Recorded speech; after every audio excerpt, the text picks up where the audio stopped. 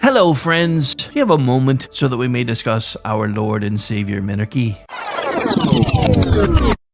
No, seriously, I'm just kidding. Hi, my name's Rick Robinson. I am the general manager of KLRNradio.com. We are probably the largest independent podcast network that you've never heard of. We have a little bit of everything, and by that, what I mean to tell you is we have news, pop culture, special events, conspiratainment, true crime, mental health shows, drama productions, and pretty much everything in between.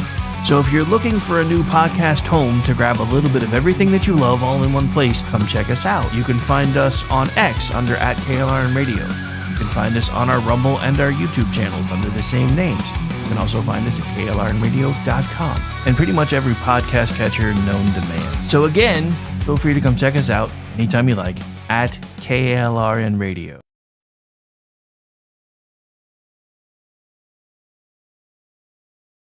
It's only real if somebody remembers. They say your legacy is only real if they can point and say that's him. If the room goes quiet when I walk in, if my shadow's longer than my sin, numbers climbing, names on screens, always craving accolades and needing to be seen. If they don't see me, I don't matter. If I'm not winning, what's the use? I gotta leave something carved in stone, something louder than the truth I know. Cause silence feels too close to death, and being forgotten scares me most. The world says it only matters if they see me, if they know my name. If I'm up in lights, I gotta burn it in so they remember.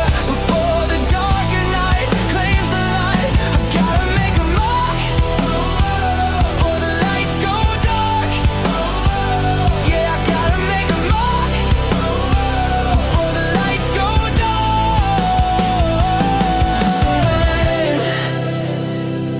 Say my name, don't let me fade away. I watch the faithful go unnoticed, hands so dirty from the work they never chase. Recognition, always walking in faith. Every prayer said in the shadows, every choice nobody praised. They weren't building monuments to fame, just kneeling to pray. Even when it was tough to stay, I felt the weight of what I wanted and the cost of what it took. I was chasing something empty while the answer overlooked. The world says it only matters if they see me, if they know my name. If I'm up in light, gotta burn it in so they remember. Before the darker night claims the light, I gotta make a mark before the lights go dark. Yeah, I gotta make a mark before the lights go dark. If they don't see me, I don't exist. If they don't clap, did I even live? I need my name in fire and sparks. I gotta make it loud before the lights go dark. Truth be told, and God alone knows, I chase the crowd just to feel complete. I measure worth by clout, by those surrounding me. But there's only one name that matters, and I laid mine down to claim it. All these years I tried to leave a legacy when I was called to carry his name. The only thing worth leaving behind is a life that pointed back to him. Not my glory, not my fire, just faith that held when the whole world dimmed. It shouldn't matter if they knew my name. My life should be the proof of his glory. What matters is what they saw in me when the world was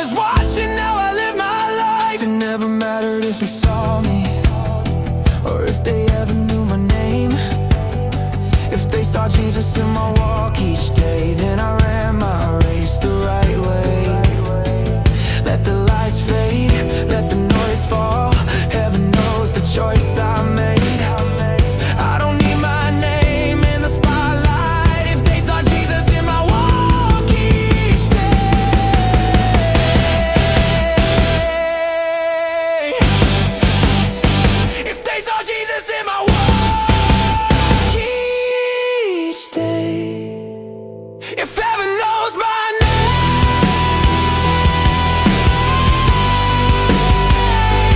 that's enough of name. That's enough of me.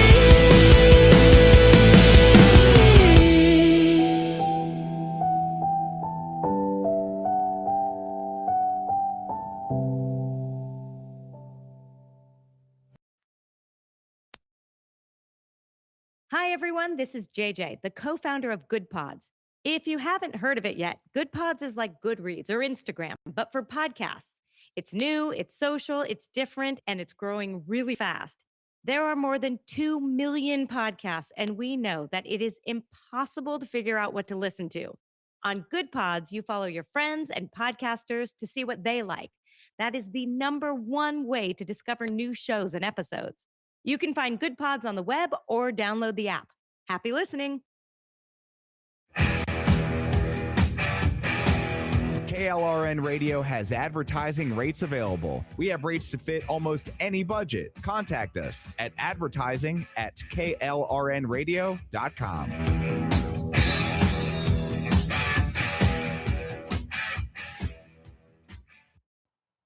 The following program contains coarse language and adult themes. Listener discretion is advised.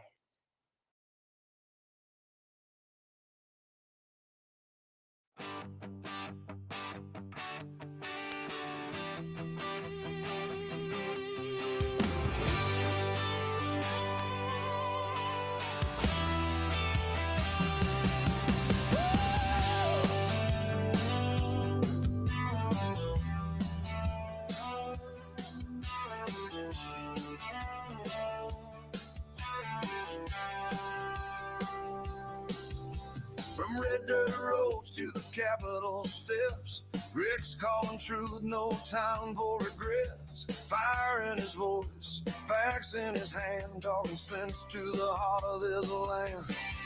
It's the Rick Robinson Show, where the truth rides high. No spin, no script, just an eagle in the sky. From D.C. to Tulsa, he's calling it out. Mic in his hand, yeah, he's got the clout. Heartland Radio, raw and real. Tune in, speak up, and feel what we feel.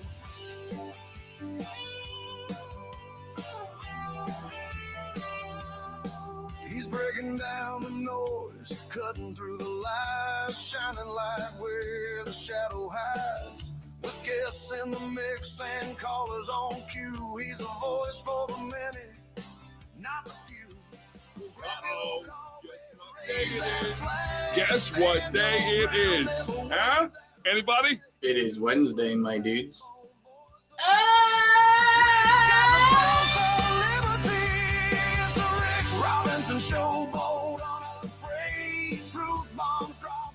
And welcome into the sleep-deprived Chat Lives That Matter Day edition of the Rick Robinson Show. I am slowly but surely recovering, so we'll see how long my voice holds out today. I'm going to try to do the full 2 hours, unless I start coughing and hacking too much. We'll see. I can still tell there's way too much bass going on. I know some of you are like, holy crap, they finally dropped. Yeah, I see ya.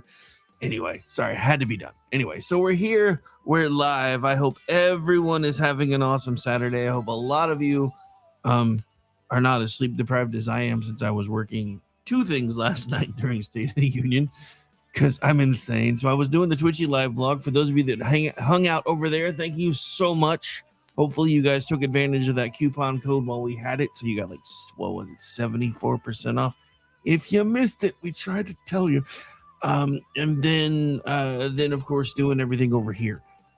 So we're going to be spending a lot of the day today talking about the State of the Union, the Democratic response to the State of the Union, the Democratic protest to the State of the Union, and so it should be a fun show. So we're going to start breaking things down for you here in just a minute. Before we get too far into this, because I have been doing a terrible job of this lately, let me tell you about a couple of our friends around here. First is Pickaxe. So that we've been a part of their group for a long time. I told them I wasn't really going to start pushing them too hard until they started getting apps, because everybody else was like, I don't want to do this on my computer. I'd rather do it on my phone.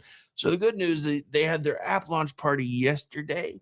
I know the one for the Android App Store or the Google Play Store, whatever the hell they call it, is actually already out, so you can go find it now. And then also, I know the last I checked, the Play Store or the Apple Store. What I don't even, dude, I don't even know. Anyway, I've had an Apple phone for like 6 years now, and I still don't know what the hell they call their App Store. But anyway, I don't think that one's out yet. So for those of you on iPhone, you may have to wait a little bit. If you create an account, you can actually sign up to get a notification for when the app drops. So I do encourage you to do that.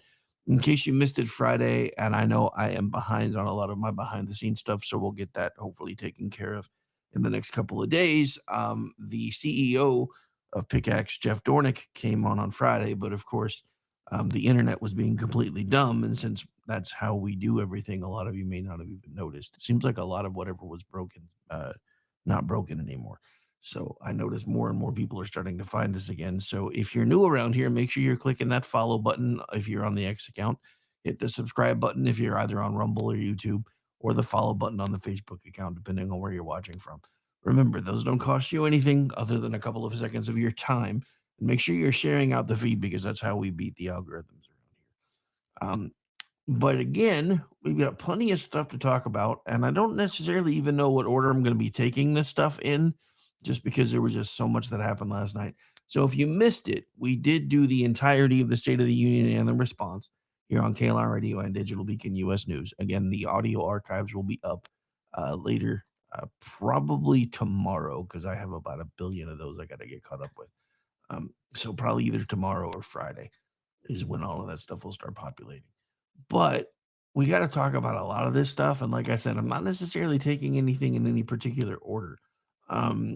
So this is one of the things I saw yesterday that I thought was absolute. Well, I guess it was yesterday. Sorry, I was looking at the date to double check it. But yeah, so this was absolutely hilarious to me. And hang on, let me get this pulled up on the screen.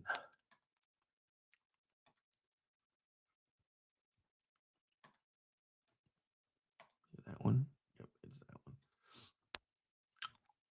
So I just want it to be known that as of right now, as far as I know, this person has not done what she said she was going to do, rather than watching the State of the Union. But I don't necessarily even know if she watched the State of the Union. So maybe that's how she got away with it. But here we go. Rather stick forks in my eyes than be here tonight to listen to Donald Trump talk about the State of the Union. But this is the people's house, and I will not abandon the people's house. And that is why I feel it's really important to bring Angel Silva here to represent and have Donald Trump have to look in the face tonight the people that he has hurt across our country. So apparently she did not keep her word, and she was present. I never once saw her gouging her eyes out with a fork. Please stop with the hyperbole. If you're not going to gouge your eyes out with a fork, don't tell us that's what you would rather be doing, because we were tuning in to see if you actually did it. And now we're sad because you didn't. Just saying. I am now extra sad because of you. Okay, so no, not really. So here's the other good point. One of the things that hurt the most last night for the left was Donald Trump driving home the fact that their murder rate is the lowest it has been in a long time countrywide. And this is from our friends over at Town Hall. This is again Amy Curtis, who was with us last night. If you tuned in, if you didn't, shame. We're making shame great again here at KLR Radio, because that's what Trump did last night. So anyway, during his State of the Union address last night, President Trump touted many of the things going well in America thanks to his administration. One of these things was the historically low murder rates we're seeing. And I quote from POTUS last night: in the past 9 months, 0 illegal aliens have been admitted to the United States. The flow of deadly fentanyl across our border is down by a record 36%. And last year, the murder rate saw its single largest decline in recorded history, the lowest number in over 125 years. So we now have the strongest and most secure border in American history by far, President Trump said. In the past 9 months, again, 0 illegal aliens have been admitted to the United States. So, and now even CBS News, which fact-checked the president's speech, said this was true. And this is fact-check from CBS News. In his 2026 State of the Union, President Trump said last year the murder rate saw its single largest decline in recorded history. This is the biggest decline. Think of it in recorded history, the lowest number in over 125 years. So that had to hurt, because this means there was no way to spin it, no way to take the genuinely good news and turn it into an anti-Trump narrative. So yes, and I quote from Tim Young, CBS actually fact-checking Trump and saying he told the truth. Apparently last night sometime hell froze over. That is according to Tim Young. I'm just paraphrasing a bit. So a lot of resignations coming from 60 Minutes tomorrow. Dun, dun, dun. But yeah, so interesting side note. There were a couple of different times that no matter how hard the Democrats tried to spin it, they just couldn't. One of them we'll be getting into here in a little bit, because I thought it was rather telling, because one of the things that absolutely just surprised the crap out of me last night, and we actually have the clip. Sorry, it took a second to load, so let me get it queued up in the right place. I think everybody's websites are being like overtaxed today, because everybody's like, what did I miss? What did I miss? What did I miss? You know, you guys could have watched it all live, but then again, I wouldn't have anything to talk about if you did that. So just ignore my sleep deprived ramblings. So here's the clip CBS was talking about. Hang on, let me make sure it actually works. After 4 years in which millions and millions of illegal aliens poured across our borders, totally unvetted and unchecked, we now have the strongest and most secure border in American history by far.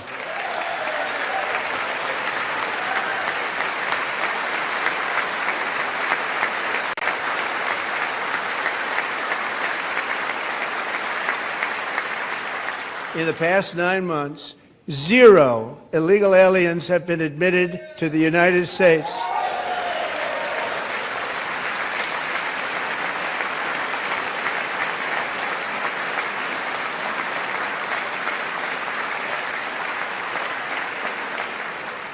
But we will always allow people to come in legally, people that will love our country and will work hard to maintain our country.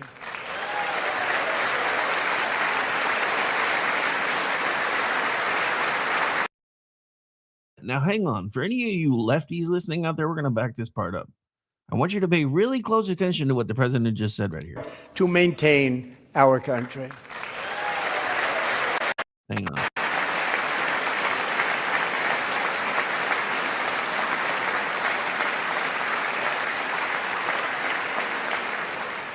But we will always allow people to come in legally, people that will.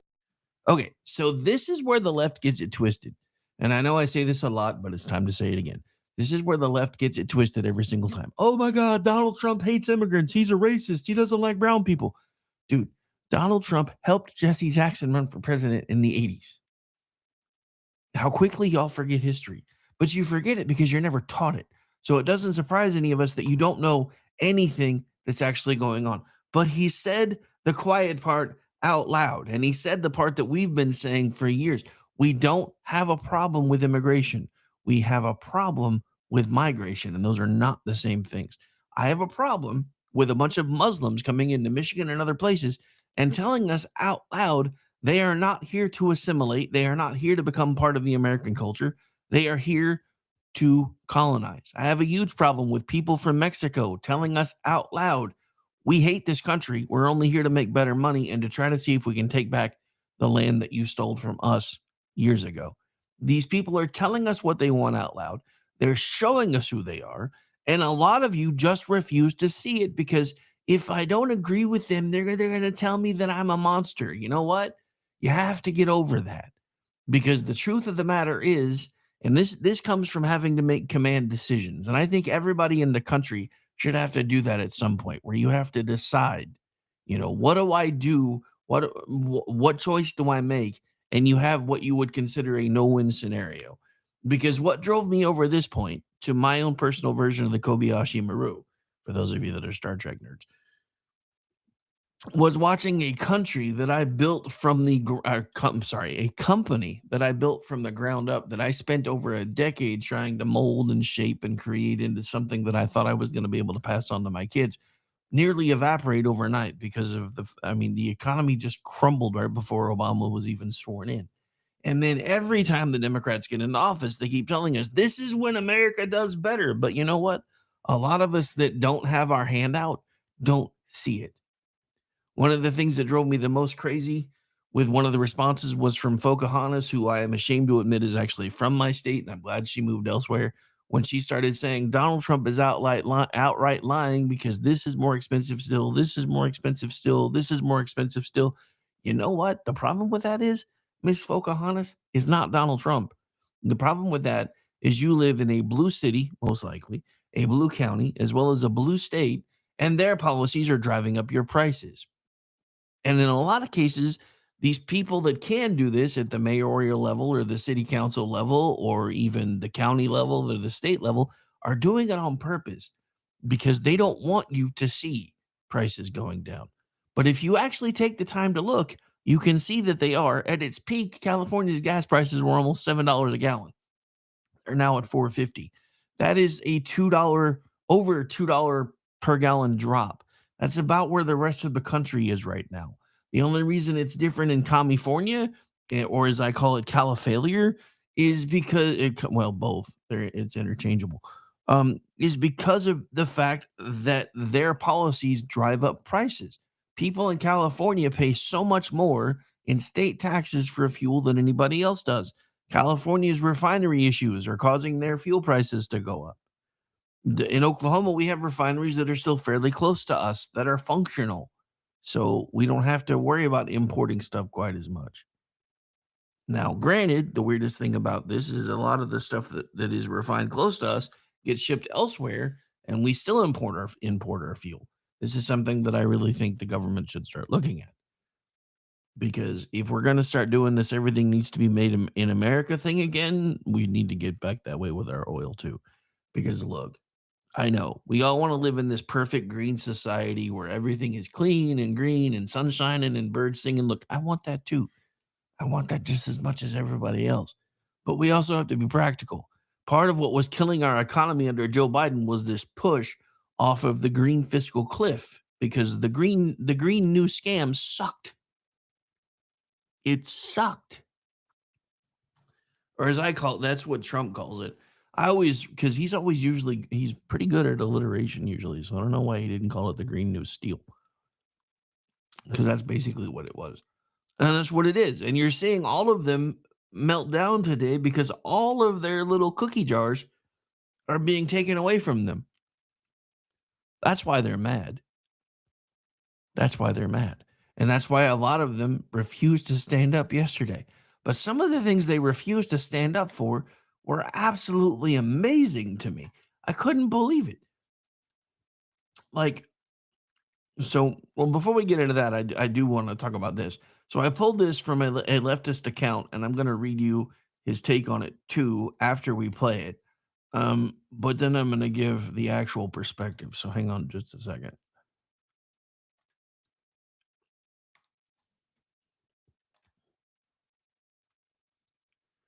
All right, so we ready? Here we go.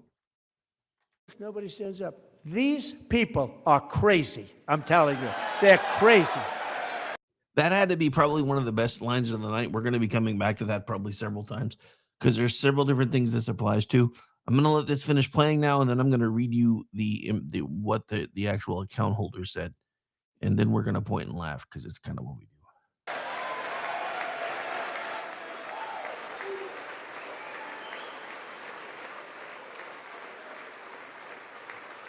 Amazing.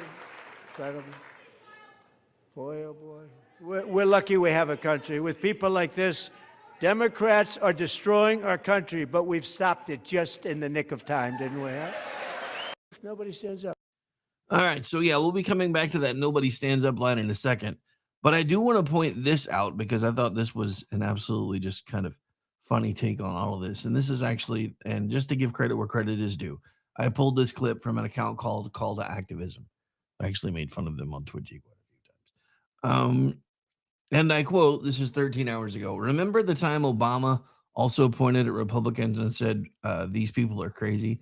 I'm telling you, as his cabinet rose to their feet to applaud, including the head of the Department of Defense. Me neither, because Democrats aren't effing lunatics. They're not? Are you sure they're not? because I remember Barack Obama being quite divisive. Now, I can't remember if it happened in State of the Union speeches or not, but he was quite divisive. Remember, I was a bitter clinger who refused to give up my Bible, my faith, or my guns. So, yeah. And then under Biden, it wasn't any better because half the country were terrorists. So you can say all you want with your selective outrage, but none of this is true. And the problem with this is it's not that Trump called it out. Here's my thing. And like I said, we'll probably get it back into this several times today. But here's the thing that just floored me about this, because we're going to play the clip in. Actually, you know what? Let's do that now. We can go ahead and do that before we go to the break. Hang on, because I have it here somewhere.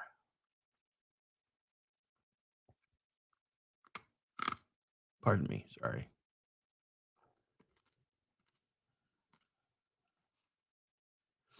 All right. So what he's talking about, and we have a long clip to play, then we'll talk about it a bit, then we'll take the break.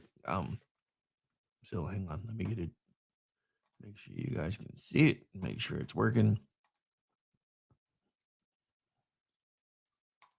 And I've been getting some comments from folks, in case they happen to be listening, wondering why I almost never look at the camera. That's because I have to self-produce, so I'm the one pushing all these buttons.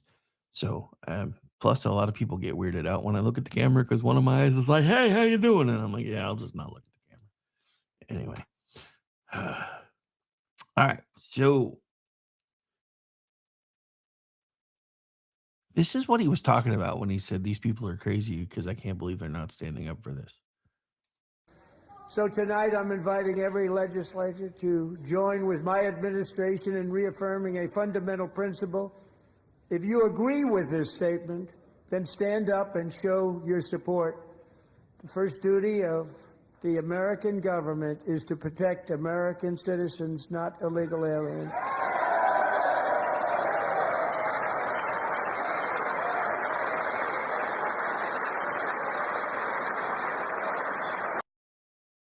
All right, now I want you to, first of all, to hear the amount of applause going there, but then we're going to stop because I want you to look. See, you can look at this camera angle. You see all, like, half the chamber is standing, the other half sitting. Now, I'm going to give the folks in military uniform a pass and the judges a pass because they're usually not supposed to react to things like this. But here's the thing that floored me, and I said this on X earlier today. Even if you think he's full of crap, why did you not stand up? Because this is about to be an, if the Republicans know what they're doing, especially after the polling numbers that have come out about the number of people that approved with this speech, which is well above majority. Actually, last I saw, I think it was like 67% approve. If every GOP member running for Congress and running for re-election in the House and the Senate doesn't use this as part of their ad campaign, then they deserve to lose. But the thing about this is you've now seen all of these people on the left screaming and yelling about how, oh, it's funny how much the right is trying to make this an issue. We don't have to make it an issue. You made it an issue. All by your lonesome, you made it an issue. Because even if you disagreed with him, you lie to the American people all the time. So why didn't you just stand up? Take that arrow out of their quiver. Don't get me wrong. I'm glad you didn't. I really am, because I have had major concerns about the midterms. Because no, things are not happening as fast as I wanted them to happen. But I also understand that there is not much that we can do to speed up a lot of this momentum now that it's finally starting to build. We might see things changing a little bit here and there. But there are things that I wish were happening faster. Like I wish we had more perp walks going on with the Epstein list. Because I don't care what the letters are behind their name. If they're tied up in this stuff and it can be proven that they've done things they shouldn't be doing, I don't even care if it's like what Britain's done and gone after a prince for financial issues rather than the actual Epstein stuff itself. Do something. Al Capone it. I don't care. I don't care what the letters are behind their name either. The problem that I have with the left is you're now starting to see why they have sat on this for as long as they did, because everybody that's being caught up in it so far that's even starting to be more thoroughly investigated is somebody that the left actually looks up to, is somebody that the left has hung out with, is actually a member of the left. And sorry, I have some allergy issues going on with my eye, so I keep having to rub it. So at some point I may actually just turn off the camera today. because I'm having issues, but we're doing this thing anyway. But yeah, so that was probably one of the biggest moments of the night, short of Al Green trying to hold up a sign that said, African Americans aren't apes or something about like that. The funny thing is, in one of the shots that I saw, he had his hand over the A, so it actually looks like African Americans rent apes, and somebody made a joke about that, which I thought was funny. Look, I'm going to say this before we take the break, because I have to actually ask this question at this point. When did we become the not so serious party? Because remember, I mean, when I was a kid, the Republicans wore the stuffed shirts. They were the ones that were always yelling, "Get off my lawn," doing all this, and that, and the other. And now we're the party that seems like we're having fun with stuff. Even if you disagree with the stuff we're talking about, you can't deny the fact that we're having fun, and it's not retarded fun either. Because when we come back, I got to show you a couple of things. So there was a State of the Swamp address on YouTube last night that was kind of a counter programming thing from the left. One of the things that I thought was funny is about 20 minutes in, they started playing the State of the Union anyway. But there were some other things that were happening too, and we're going to be talking about that when we come back. Because I didn't queue anything else up, we're just going to play the song that I played at the opening again. I'll try to feed in another one for the next break. But we'll be right back. My name is Rick Robinson. You are listening to my show. This is From Proof Unseen, and will be coming out on all your favorite streaming platforms probably in the next couple of weeks. So if you like it, you can always get it then. Be right back. It's only real if somebody remembers. They say a legacy is only real if they can point and say that's him. If the room goes quiet when I walk in, if my shadow's longer than my sin, numbers climbing, names on screens, always craving accolades and needing to be seen. If they don't see me, I don't matter. If I'm not winning, what's the use? I gotta leave something carved in stone, something louder than the truth I know. 'Cause silence feels too close to death, and being forgotten scares me most. The world says it only matters if they see me, if they know my name. If I'm up in lights, I gotta burn it so they remember. Before the darker night claims the light, I gotta make a mark before the lights go dark. Yeah, I gotta make a mark before the lights go dark.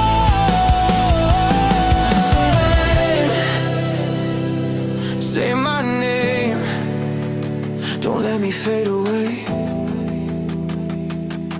I watch the faithful go unnoticed, hands so dirty from the work they never chase. Recognition, always walking in faith. Every prayer said in the shadows, every choice nobody praised. They weren't building monuments to fame, just kneeling to pray. Even when it was tough to stay, I felt the weight of what I wanted and the cost of what it took. I was chasing something empty while the answer overlooked. The world says it only matters if they see me, if they know my name. If I'm up in love, gotta burn it so they remember. Before the darker night claims the light, I gotta make a mark before the lights go dark. Yeah, I gotta make a mark before the lights go dark. If they don't see me, I don't exist. If they don't clap, did I even live? I need my name in fire and sparks. I gotta make it loud before the lights go dark. Truth be told, and God alone knows, I chase the crowd just to feel complete. I measure worth by clout, by those surrounding me. But there's only one name that matters, and I laid mine down to claim it. All these years I tried to leave a legacy when I was called to carry his name. The only thing worth leaving behind is a life that pointed back to him. Not my glory, not my fire, just faith that held when the whole world dimmed. It shouldn't matter if they knew my name. My life should be the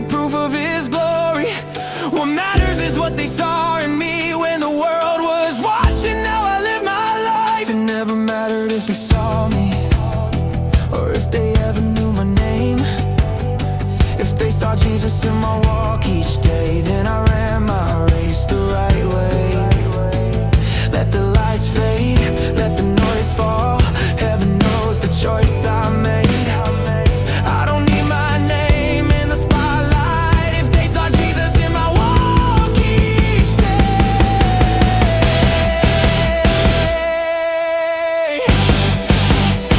If they saw Jesus in my walk each day.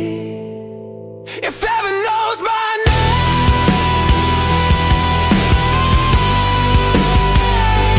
that's enough of name. That's enough of me.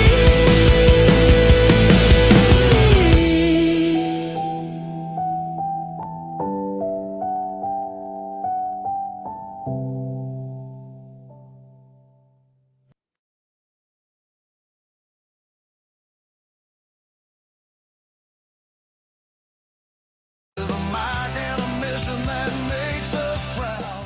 Talk for the people, talk that's real. The Rick Robinson Show, where we say what we feel. And welcome back in for the Chat Lives Matter. Whoa, that's the most normal my voice has sounded in like a month.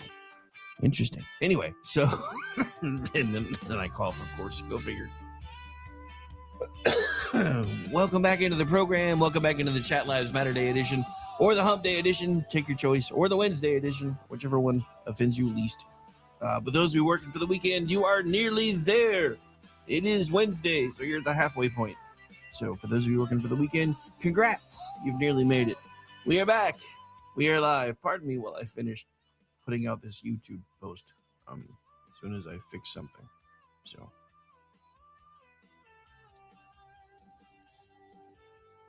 I didn't even know. I'm gonna have to start sharing posts on YouTube. I didn't even know that was a thing. When did they start letting us do that? Anyway, so maybe I can start organically building an audience over there. Who knows? Because I have more followers on my personal YouTube right now than I do the station's YouTube. So maybe that'll help. I don't know. We'll see. But anyway, so we're here. We're live. Got about 100 of you hanging out so far. So again, thank you for and some of these numbers are low or not accurate, but I know they're at least that much. So thank you for everybody who's hanging out. We got folks hanging out on YouTube, got folks hanging out on Facebook, got folks hanging out on X, which is where most of our audience comes. And we still have a lot of you that check out the audio feeds on Spreaker. So I promise those will be getting caught up later this week. All right. So I promised you when we came back, we were going to get into some of the other stuff. This is the first thing. Remember, I told you there were polling numbers that a lot of Democrats should be kind of absolutely, totally terrified about. Well, here they are. Here they are. Ready? Here we go. This was from, again, we didn't make this up. This is CNN. This is an instant poll. 64% as of last night on CNN, which I'm sure meant lots of belts and shoelaces were collected at the end of the broadcast. 64% feel like Trump's policies will move us in the right direction. Now, the reason this is as important as it is, let's not forget that this was just a few days after that Supreme Court ruling. And I'll be getting into that in a second, because one of the things that I find interesting about that, let me get this image off the screen. One of the things that I find interesting about that ruling is within minutes of that ruling, companies like FedEx and a bunch of others started filing lawsuits to recoup money they say they lost from tariffs.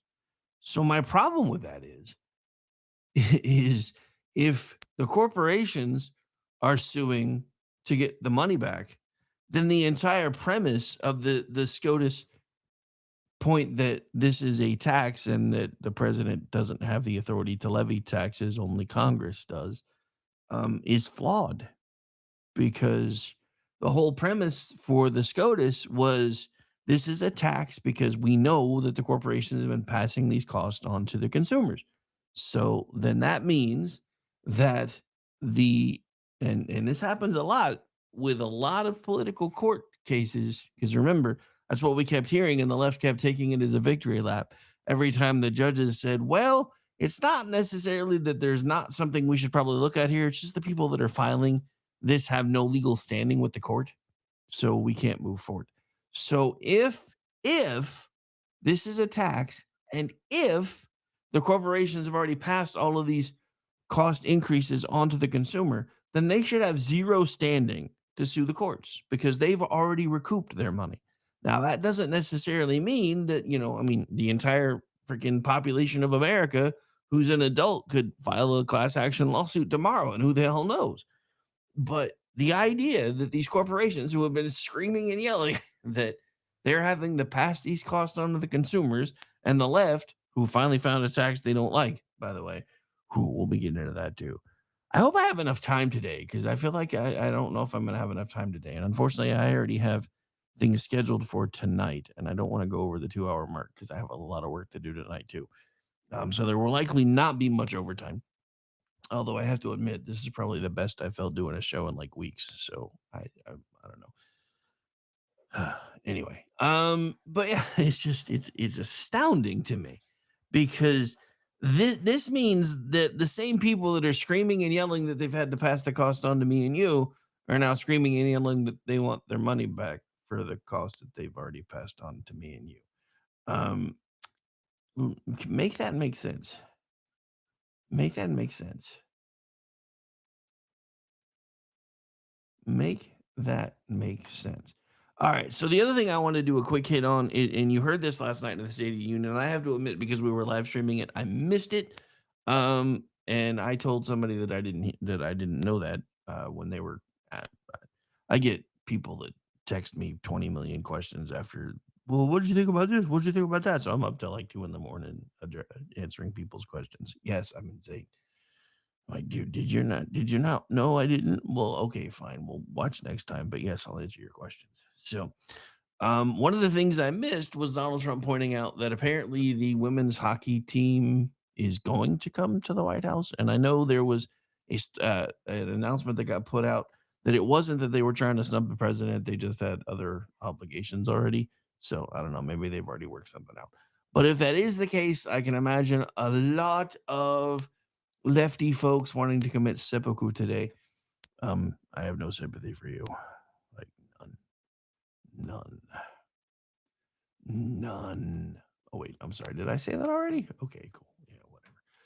All right, so let's see what else we're gonna get into because, like I said, we got plenty of notes about the State of the Union. So let's see. Oh, we got to talk about this part because this started some. Actually, you know what? Before we get back into that, I told you we were going to talk about this first. Sorry, I got distracted. I get distracted a lot. Don't judge me.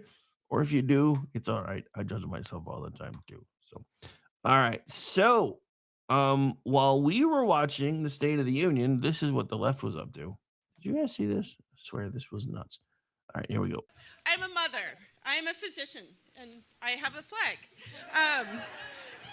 And I am the proud representative for Oregon's 3rd Congressional District. Yes, thank you, thank you.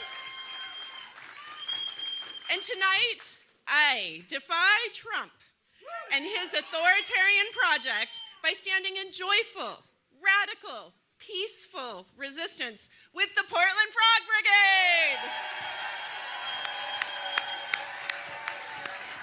I'm a mother. I'm a physician. And for a second, I thought she was going to bust out with some Alanis Morissette. That's why I let that I'm a mother part come out again. Anyway, sorry, I had to be done. Yeah, so I put this out earlier today. Hang on. And I know I couldn't do exactly what I wanted to do with it because every generator I have was yelling, we can't do that because of this. So I came up with a creative way to do it. So this is Michigan J Frog's brother Michelin screaming "da fuck" about all the frogs on stage last night. So yeah, had to be done. I know. It's a dude. I'm a grandpa. I'm allowed to have dad jokes now. As a matter of fact, I have been upgraded to grandpa jokes. So you can't hate me that much. Or even if you do, I guess that's a you problem, not a me problem. Because I'm pretty happy with who I am. So I'm sorry you're not. Anyway, that stuff was nuts. So apparently, at one of the I guess there was an outdoor location, or there were others. I guess they were kind of spread out all over the place. couple of counter protesters got up on one of the stages and apparently was trying to swing on somebody. I don't advocate violence, but I do point and laugh when it happens. I'm just saying. But yeah, so remember, the folks that were hanging around with giraffes and people in frog costumes are supposedly the ones that aren't the lunatics in this equation. Just so you know. Just so you know. So there were some interesting things that happened last night. And honestly, we had a bit of a discussion about it on the panel because I had honestly thought it had happened before during one of Trump's final State of the Union addresses from his first term. So I had to fact check myself last night. There have never, up until last night, been any confirmed cases of congressional medals of honor being awarded at a State of the Union, which I thought was a nice little interesting upgrade, especially for America's 250th birthday, which we are about to be celebrating here in a few months. But yeah, so I thought that was interesting. Now he has done, he's awarded medals to like Rush Limbaugh. But if I remember right, I think they even did a ceremony separate from State of the Union for that. So that was interesting. All right. So something else we definitely have to get into. I'm just trying to get it queued up. Was this. Now I'm gonna let something play before I explain something to you. So just hang out, listen to what they say, and then I'll give you the punchline if it doesn't drop it in the video, because I don't remember if it does or not. But here we go. College kids are telling us Trump's State of the Union didn't go so well. The only problem? It's tomorrow. Rate Trump's State of the Union speech 1 out of 10. 1's the worst, 10's the best. Negatives. And why? I think we all know a lot of reasons. Yeah. What about the State of the Union last night? 1 to 10. It was like a 1 or 2. I mean, it was all over the place. Probably just give it a 0. I'm gonna give it a 1. And why do you say 1? I don't think he's very articulate. How did Trump do at the State of the Union? 0. I'll be real, I didn't watch it. I didn't really watch it much. I watched it for a little bit, but turned it off. The State of the Union last night. How was that? 1 to 10. I didn't know it was last night. I thought it was tomorrow. No, you're good. You passed the test. Good job. College kids are telling us Trump's State of the Union didn't go. So only one was like, wait, I thought that was tomorrow. Because this was recorded on Monday. The questioner was asking people how Trump did on State of the Union's speech from the night before. And most of them just, it sucked. It was terrible, blah, blah, blah. And then only one, and trust me, remember, these are college kids. Remember, these are supposed to be the highly educated ones. Because remember, that's what the left tells you all the time. The reason all the college kids and all the college graduates vote for the left is because they're highly educated, they're more intelligent than their right-leaning counterparts, etc. But most of them didn't even know that the State of the Union hadn't happened yet. Or at least even if they knew, were afraid to admit that, hey, I thought that was tomorrow. Which would have made them seem a lot more intelligent, in my opinion. And you would think, if they're supposedly the cream of the crop, the ones that are going to school, they're supposed to be the awesome ones, man. Like, and that's another thing that came up for me this morning, which I thought was funny. Was, for those of you who don't know, I live in Oklahoma. And I started watching all the local Oklahoma publications posting things about Mark Wayne Mullins trying to grab the sign last night. You can agree or disagree with whether or not you think he should have done that. I don't really know. I don't think Green should have brought the sign in to begin with. So I think once he did that, he kind of brought whatever happened on himself. But all of the lefties who can't stand Mark Wayne Mullins started making jokes about how he's, a plumber. Surprised he didn't have plumber crack showing. Oh, look at plumber boy trying to be tough. If he had his leather vest on, I bet his alter ego would have been able to take Al Green. These people keep proving over and over again how much they hate you. Because if you're blue collar, they don't like you. They consider you a means to an end, but they don't like you. Look, I don't care who you are. The only stipulations I have is that you're not breaking the law, and that you have come here legally if you are not yet a citizen, and following the process to become one. That is my only stipulation. I don't care who you vote for. I would question your sanity if you continue to vote for the left, especially with everything they've shown you last night. But I can't tell you who to vote for. But I can point and laugh when you go along with the lemmings. And the left has become the party of lemmings. And if you can't see that with things like this, where people that are going to college can't even go, well, I thought that was on Tuesday. then I really don't know how else to help you anymore. Other than to continue to do this show and see how many of you I can reach and wake up along the way, because it's kind of what I do. All right. So speaking of counter protests, let me see if I can get it to load, because like I said, everybody's kind of pulling all their stuff from the same places today. So hang on. Let me just do this, because I know it's probably going to crap out on me if I don't. And I don't know how long this clip is. Oh, it's not that long. Hopefully this is not one of the more expletive laden ones. Not that I really care that much, but since this is a midday show, I've been trying to tone it down a little bit. That and my dad keeps yelling at me for my language.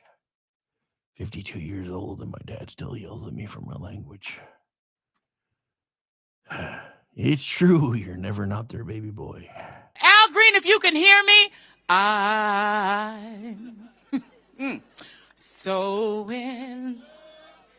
Come on, hear it, keep it going. Whatever you, it's all right with me. Al Green, if you can hear me, I'm so in. Come on, hear it. All right, so yeah, so this was at the People's State of the Union. I believe this was the one that had somebody like almost assaulted. Apparently this got much worse. So I'm gonna see if we have any other clips for it, because we might. Oh yeah, so this is during Chris Murphy's speech, and yeah, it's right here. So I knew we had it somewhere. Hang on. So you gotta watch this. Hang on. I think I've already put it on the screen. Let me double check. Hang on. Yep. Sorry. I usually try to make sure I'm not on the tab when I'm making these changes, so I apologize for those of you who have just made slightly motion sick. I apologize a little. Just a little bit, though. All right, here we go. This is the moment.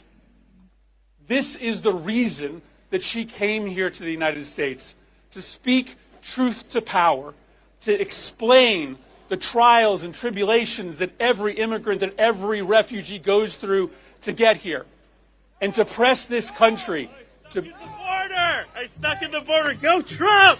Go Trump! Hey Murphy, you're a scumbag. Thanks, man. Thanks, buddy. This is the moment. I love how he's like, hey, look at me. I snuck through the border. Oh, okay. So I guess there was no assault involved. I guess it was just somebody trying to be cute. But yeah, so again, I don't have an issue with them coming here. I have an issue with how they come here and why they come here. If they're coming here to steal our resources, like the Somali pirates that we'll be getting into after the top of the hour, then I have an issue. If they're coming here illegally and have no intention of becoming a citizen, then they should be turned away. And if they're already here, they should be sent back. And if they, again, you have the option. This is the part that I keep trying to explain to everybody. All these people have an option. They have an option to leave, to go back to where they came from. Or I'm sure if you talk to them, they'd be like, "Well, we'll send your plane here instead, as long as they're willing to take you." I'm sure that would be a thing. I'm sure it would. I could be wrong, but I'm pretty sure it would be a thing. But yeah. So with all of that being said, we have no issue with immigration. We have issues with migration. We have issues with colonization. Because the funny thing is, the left keeps using, well, you're a colonizer, so I guess they're okay with Islamists openly saying they're colonizing us because we were colonizers first and we deserve what we get. You do realize the alligator's only going to eat you last, right? Just because you're nice to them, just because you go along with them, it doesn't mean that you're going to get a pass. It just means you're going to get eaten last. Just in case anybody's wondering how any of that's actually going to work. All right, so give me just a moment here, and then we will get ready to take the break because we are just about to that point. Again, want to thank everybody for taking the time to hang out with us today. Want to thank everybody. I know we've been hard to find lately because the internet's been kind of crazy. So for everybody who's new around here, make sure you're hitting that like, that follow, that repost, that subscribe. Make sure you're sharing out the feeds wherever you're finding us. My name is Rick Robinson. This is my show. We will be right back, and it is Chat Lives Matter Day. And none of you are in here chatting with me. Makes me sad. This is your day. You should be sporting. And I know we got lots of folks listening, so I don't know why you're being shy. But then again, Restream's chat was kind of broken last night, so that may be going on again. I don't know. We'll be right back. Stay tuned. Raise that flag, stand your ground, never wave that rag. News with a backbone, voice of the free. Rick's got the pulse of liberty. It's a Rick Robinson show, bold, unafraid. Truth bombs drop in a red state parade. From the plains to the power, he's speaking it loud. With a mic and a mission that makes us proud. Talk for the people, talk that's real. The Rick Robinson Show, where we say what we feel.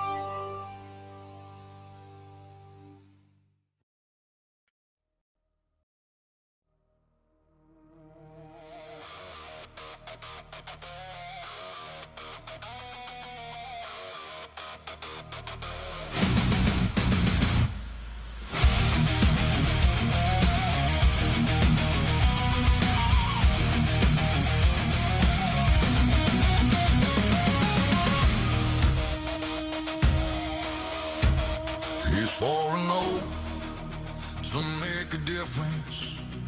Ran for danger while others turned away. Now it seems the world's against him, and no one knows quite what to say. Live the life and follow the path forged in fire, burning bright through the darkest night.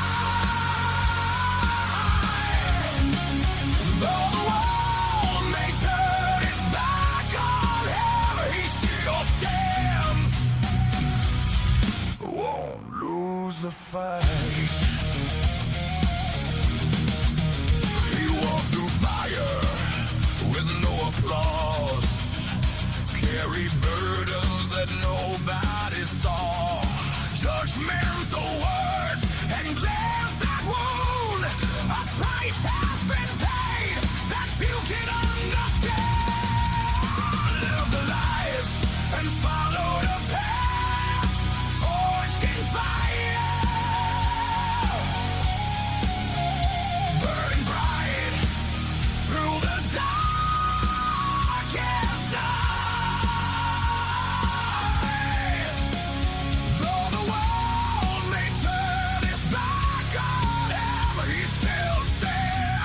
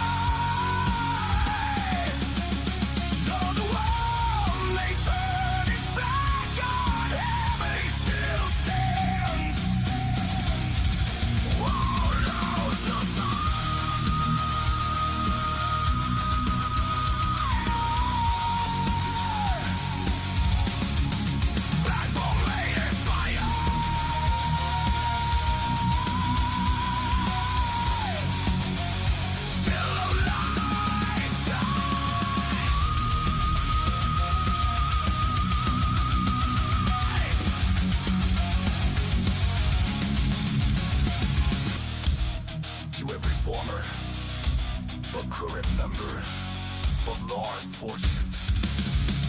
Thank you.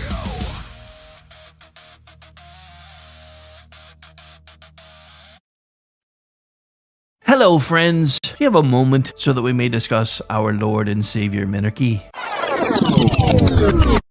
No, seriously, I'm just kidding. Hi, my name's Rick Robinson. I am the general manager of KLRNradio.com. We are probably the largest independent podcast network that you've never heard of. We have a little bit of everything, and by that, what I mean to tell you is we have news, pop culture, special events, conspiratainment, true crime, mental health shows, drama productions, and pretty much everything in between. So if you're looking for a new podcast home to grab a little bit of everything that you love all in one place, come check us out. You can find us on X under @KLRNradio. You can find us on our Rumble and our YouTube channels under the same names. You can also find us at KLRNradio.com and pretty much every podcast catcher known to man. So again, feel free to come check us out anytime you like at KLRNradio. Not to be a backseat driver, but can you say for sure you got the best monthly payment possible on your auto loan?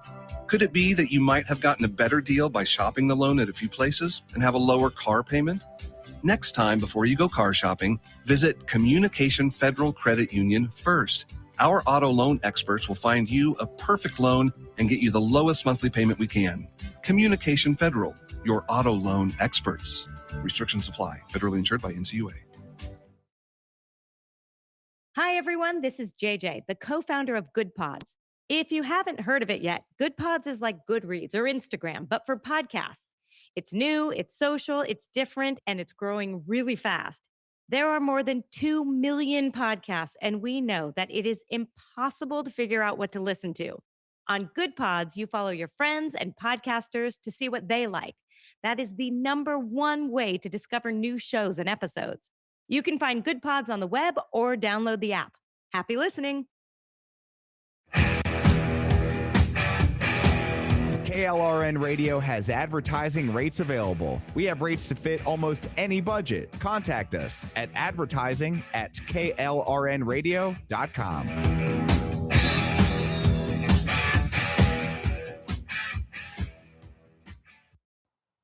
The following program contains coarse language and adult themes. Listener discretion is advised.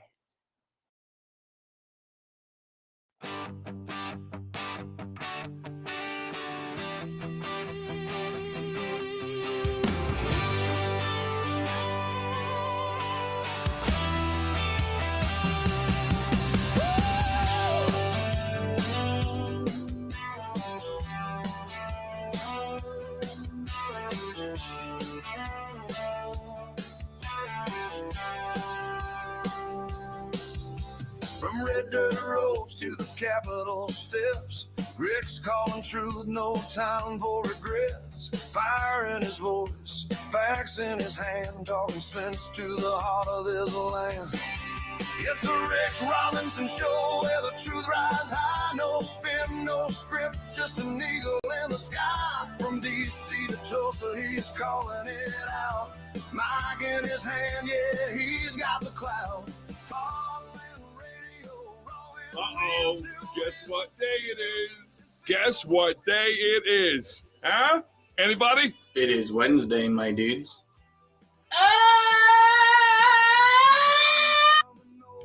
Cutting through the lies, shining light where the shadow hides. With guests in the mix and callers on cue, he's a voice for the many. And welcome back into hour 2 of the Chat Labs Matter Day edition of the Rick Robinson Show, live right here on KLRNradio.com. All right. So I've been pretty, I guess, I've given the State of the Union so far kind of a bit of a glowing review. I do have to point this out, and it's probably about the only negative take that I have. Is several times last night when talking about different things that had the name Trump attached to it, he kept saying, and I didn't name that, and I didn't name that either. A lot of people don't believe me, but it wasn't me. You know, you're right. We don't believe you. Dude, we get it. You have an ego. You've kind of earned the right to have an ego, though, because you keep proving everybody wrong. That's the thing. is, normally I feel like most people that have egos, they haven't earned the right to have them. Like, remember in Top Gun when Maverick was getting the dressing down by the CAG and he's like, boy, your ego's rotten chicks that your butt can't cash. I don't remember the exact line, but it was something pretty close to that. Yeah, I don't feel like Maverick had earned the right to have that ego yet. Now, by the time we get to the second Maverick movie, which is, in my opinion, was about 30 years too late, but still really happy that I got to finally see that one in the theater, because I did not with Top Gun.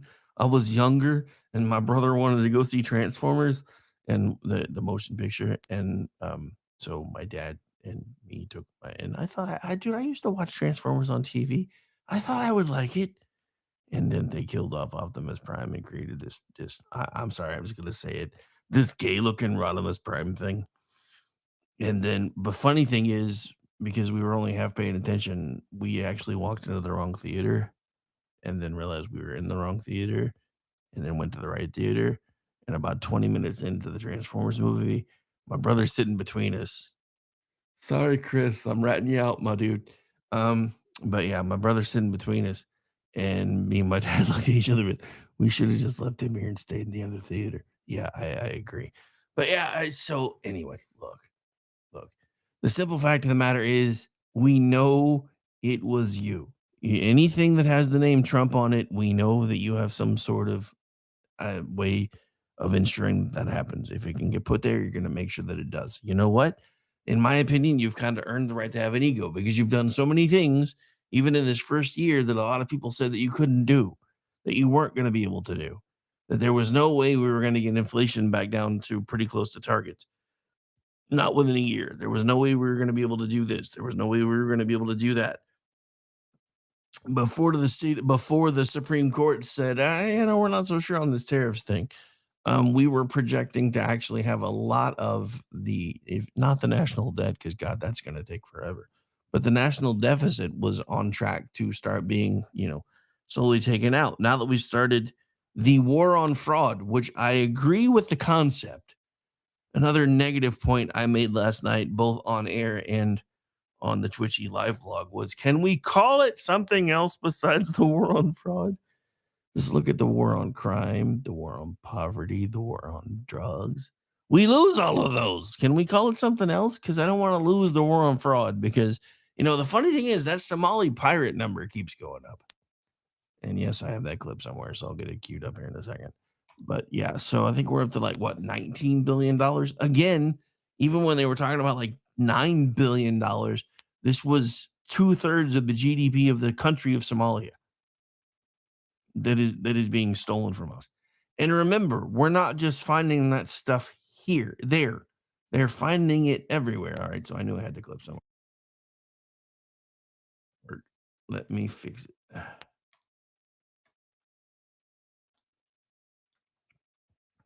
And again, it's not a long clip, but it's kind of an important one in my opinion, because this was one of the ones that started setting the squad just aflame, if you will. The Somali. Wait. Oh, it's because it's down there. Never mind. My bad. I did it again. The Somali pirates who ransacked Minnesota remind us that there are large parts of the world where bribery, corruption, and lawlessness are the norm, not the exception. Importing these cultures through unrestricted immigration and open borders brings those problems right here to the USA, and it is the American people who pay the price in higher medical bills, car insurance rates, rent, taxes, and perhaps most importantly, crime. We will take care of this problem. We're going to take care of this problem. We are not playing games. All right, so he unpacked a lot there, and this is something that I don't think a lot of people did. Pardon me. This is something that I don't think a lot of people take into account, is the ancillary cost to all this democratic influx of people, because our education system is being overrun. Our medical system is being overrun. Our food supplies are being attacked because there's too many people. I mean, let's just be real. But again, this is happening by design, and this is the real reason the Democrats stood up for almost nothing last night. I think the only time when most of them stood up was when the hockey team came in. They did stand up for that. I did find it interesting, and I don't know if it was during this USA chant or one of the others that Rashida Tlaib was caught on video looking to somebody turning, profile and chanting KKK and grinning instead of USA. Because yeah, if you don't believe me, that these people hate America, all you really have to do is watch what they did last night. That look, whether you like Trump or not, there are positives that are happening all over this country. The stock market broke 50,000 for the first time in history just the other day. We've got companies bringing work back into America. Now, I'm not saying that's going to be a permanent fix because we do know that with AI becoming more prominent, things are about to change. But if we can take advantage of what we can while we can to get money coming back in, get wages coming up, and trust me, they're already on their way back up. Adjusted for inflation, they've risen almost 2% already. That is pretty close to where inflation is. So that instead of, having a 0.9% wage increase with 20% real inflation. Now, again, I don't know enough about the mechanics of the actual inflation numbers, and I guarantee you the actual is probably higher than 2.4%. I'm not trying to downplay any of that. But even when the Democrats were trying to cook the numbers to make them as best as they could for Biden, when it was at its worst, we were sitting at 9%. 9%. Even if that's accurate, that's insane for inflation. Now, one of the things that drives me the most crazy about inflation is for some reason our economists and our economy and our government have all come together and realized that, well, we do need to have some form of inflation. To me, this kind of sounds like when the credit card folks were like, oh, yeah, from now on, we're not really going to reward you if you pay everything off. You need to show us that you can maintain a healthy balance, whatever the hell that means. Yeah, I feel like that was kind of we're gonna change the rules on you. A lot of people used to, when they started trying to get out of debt and deal and fix their credit, they would pay off their credit cards and cut them up. But apparently when you cancel them, it affects your length of credit history now because they don't want you cutting them up. They don't want you canceling them. They want you dependent upon them. If you really want to know what's going on with our government, all you really need to do is look at what's happening with credit cards because the government needs you dependent upon them. And they keep proving this to you over and over and over again. This is why all of them, for the most part, regardless of party, that are part of what we would call the establishment, despise Trump because he's actually coming in and trying to fix things. He's doing everything he can to try to make things better, not for them, but for you. But the media keeps telling you that he's not. The irony about all of these things, and I keep seeing this all over the place. If there was really voter rigging, then we would already have socialized medicine and have this and have that, and Democrats would be ruling forever. And I'm like, no, because you keep forgetting the fact that neither side really wants anything fixed. They can't have it fixed. They want band-aids. They want short-term patches. They're following the same business model as our pharmacology companies are now because they've realized that the profit isn't in the cure. It's in treating the symptoms. Our government's following the same pattern. This is why they hate Trump, because Trump is actually trying to fix things. Trump is showing you that our economists have been retarded. Trump is showing you that the exact argument the Supreme Court just made on its face for the reason why he couldn't do tariffs is wrong. The funny thing about that, though, is Kavanaugh basically said, well, you can't do this and you shouldn't have done it this way. But you can do this, you can do this, you can do this, you can do this, you can do this. And again, and trust me, that was already part of Trump's plan B. And trust me, Donald Trump has a plan C and a plan D. And for all of you, well, that just means that we're not going to get our money back. If you think you're getting that money back anyway, with the corporations now trying to sue the courts to make sure the government gives it to them, good luck. Good luck.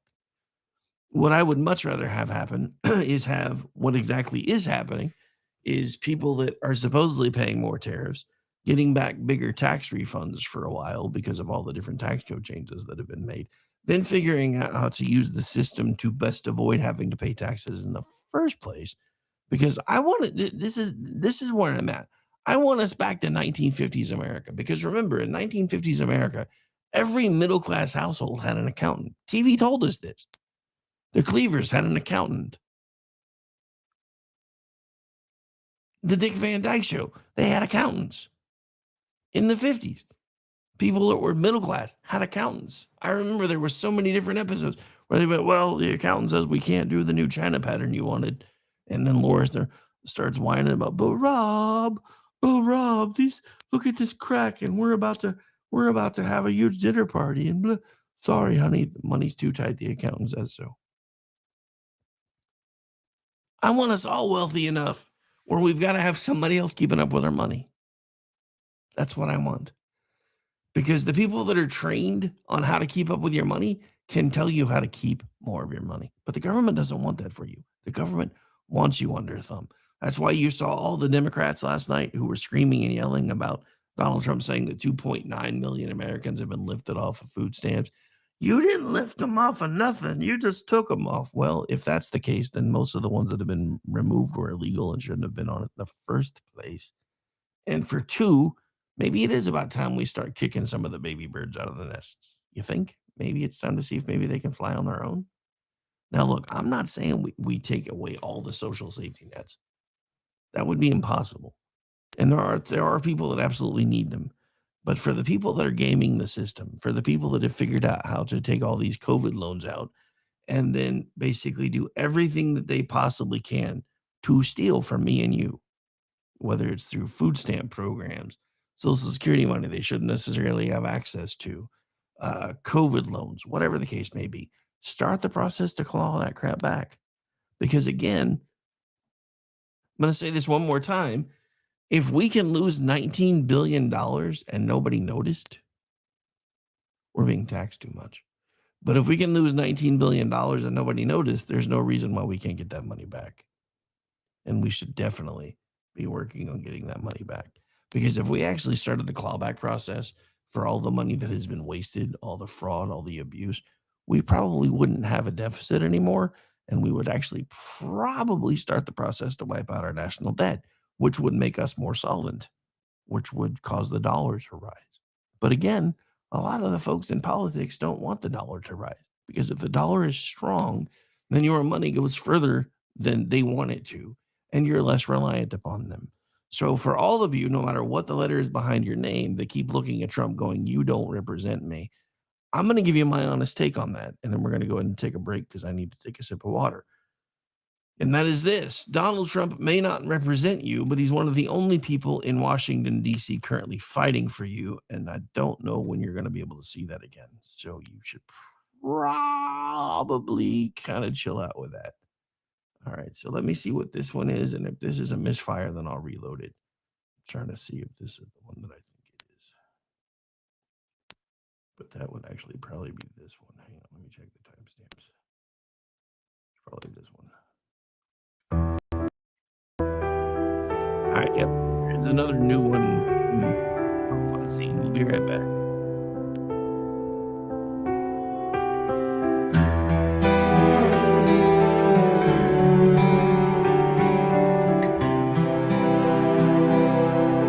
You counted scars like they were proof that you never measure up. You thought all I could see was your failings when you'd finally had enough. You wore your shame like armor, like I was keeping score. But I was kneeling in the wreckage, waiting at the door. You thought the silence meant abandonment, like I turned away. You mistook the dark for distance and the waiting for delay. You built your case against yourself,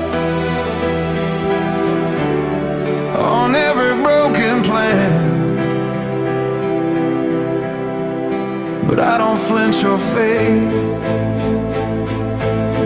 Yeah, what you don't understand. Every tear you call the weakness, every night you curse your name. You thought your doubt disqualified you from the grace that never changed. It all mattered, even when you swore it didn't count. I was watching every war you fought without a sound. Every cry you tried to bury at night, I was the hands catching your tears. You thought I saw only everything you weren't, but I saw the fighter buried underneath the hurt. You were never just your sorrow, never just the ache. I was working resurrection through every step you couldn't take.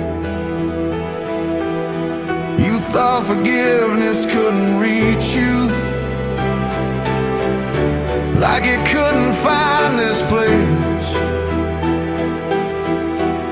But I stepped into your darkness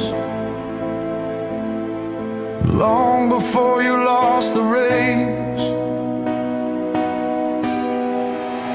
It all mattered, every breath you took in the fight I was holding, every trembling in the night, every cry you tried to bury at night. I was the hands catching your tears. You thought I saw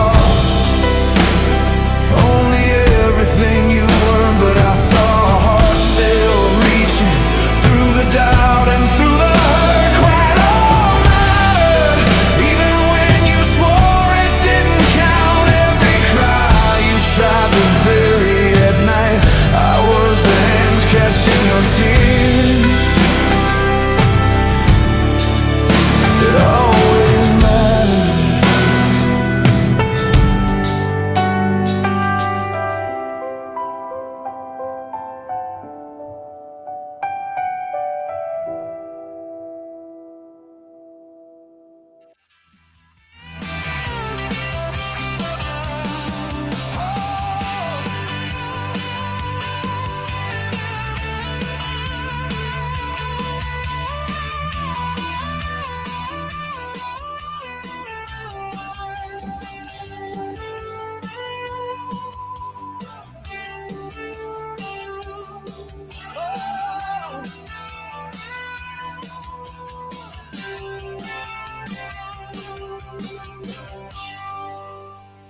And welcome back in for the final segment of the Chat Lives Matter Day, aka Hump Day, aka Wednesday edition of the Rick Robinson Show.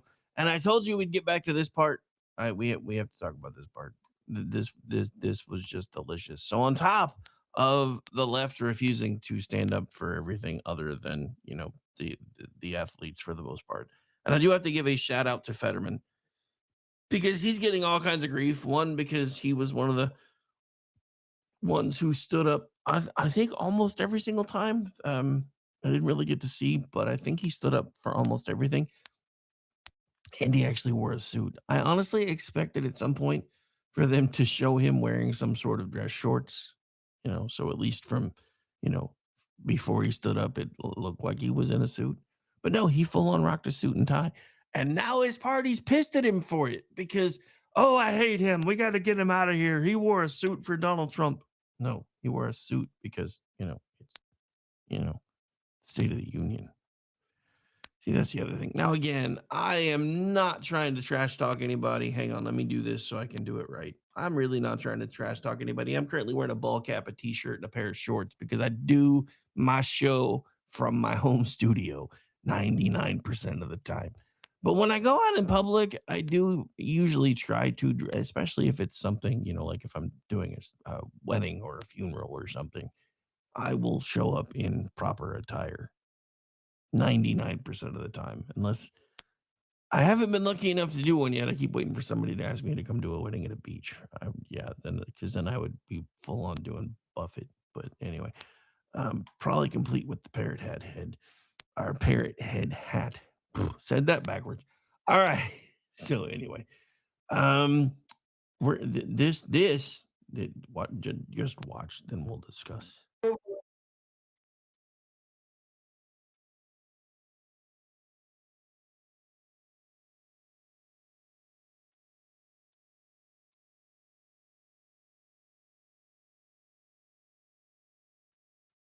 So you can't hear it very well, so I'm going to translate for you from liberalese back to plain English. According to Elon Omar, you've killed Americans. She shouted that twice. And then Rashida Tlaib, who was earlier videoed chanting KKK instead of USA, while wearing white, mind you. Just pointing that little discrepancy out there. Cognitive dissonance on the left is real, yo. Anyway, but yeah, so she said Alex wasn't a criminal. But the problem was Alex was a criminal. As soon as he decided, as a concealed carry permit holder, to leave with his weapon, but without his permit and without his ID, he became a criminal. As soon as he started to try to put himself in the middle of a federal operation, he became a criminal. Did he deserve to die for that? No, but it was his choices, his decision making, his apparent idea that he could walk on water because of his white privilege card, which I guess he mistakenly left at home along with his concealed carry card and his ID, that got him killed that day. Not ICE, not Donald Trump. And you know who really got him killed that day? And this is something that I really wish Republicans were driving home a lot harder. It was the mayor of Minneapolis and the governor of Minnesota that got him killed. That's where the fault lies. And you could see it because once Tom Homan came in and they finally said, look, if you don't start working with us, things like this are going to keep happening. As you can see, they're not getting the results that you want. And then they were out of Minneapolis for the most part, as far as the surge, within like 2 to 3 weeks, because they started getting their ICE detainers handled properly, and they started being notified when criminal aliens were being released, which is all they ever wanted. So all of this, those two deaths, are squarely on the heads of the mayor of Minneapolis and the governor of Minnesota. And that is a hill that I'm willing to die on, because these people died for no reason other than political fodder. They became martyrs for the cause of illegal aliens. They became martyrs for sanctuary cities.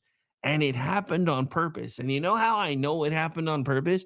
Because they kept telling you, they kept seeding the atmosphere with this idea where if something doesn't change, this is going to happen. And when it happens, it's going to be terrible. And it was. And then those of us that can look at things rationally and have had, use of force training and training on how things like this are supposed to be handled, had to logically look at it and go, yeah, but see, the problem was he did this. The problem was he did this. The problem was she did this. Instead of just doing what they asked them to do. And then the video came out from him acting like a complete idiot a week earlier.